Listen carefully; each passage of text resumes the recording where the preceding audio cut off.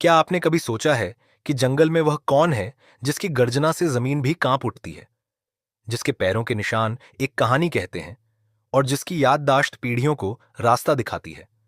हाँ, ये है हाथी। धरती का सबसे विशाल, सबसे बुद्धिमान और सबसे दयालु जीव। अफ्रीका की तपती घास भूमियों से लेकर एशिया के रहस्यमय घने जंगलों तक हाथियों की उपस्थिति इंसान को हमेशा अचंभित और विस्मित करती रही है। हमारी कहानी शुरू होती है एक नन्हे से शावक से। जन्म लेते ही उसके डगमगाते पैरों को पहली बार दुनिया में कदम रखने की हिम्मत मिलती है। वह अकेला नहीं है। उसकी मां, मौसियाओं और पूरी टोली एक सुरक्षा चक्र बनाकर उसे घेरे रहती है। यह परिवार, यह अटूट एकता ही हाथियों की सबसे बड़ी शक्ति है। जैसे जैसे वह बड़ा होता है, वह अपनी सूंड से खेलना सीखता है। यह सूंड सिर्फ एक अंग नहीं है, यह उसका साधन, उसका हथियार और उसका सहारा है। कभी यह मीठी पत्तियां तोड़ती है, कभी प्यास बुझाने के लिए पानी खींचती है और कभी मां के प्रति स्नेह जताने के लिए हल्के से उन्हें छू लेती है। हाथियों की याददाश्त अद्भुत होती है।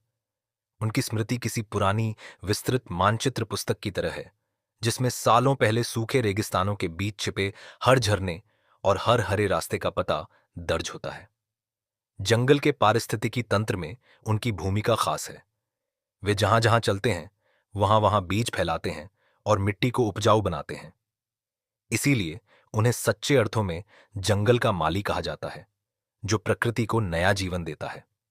लेकिन अक्सर इस शक्तिशाली गर्जना के बीच एक गहरी खामोशी भी सुनाई देती है।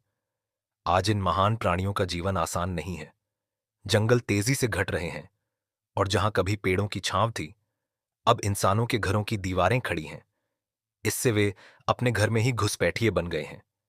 और सबसे बड़ा दुख, उनके सबसे सुंदर अंग, उनके दांत, उनके अस्तित्व के लिए सबसे बड़ा खतरा बन गए हैं।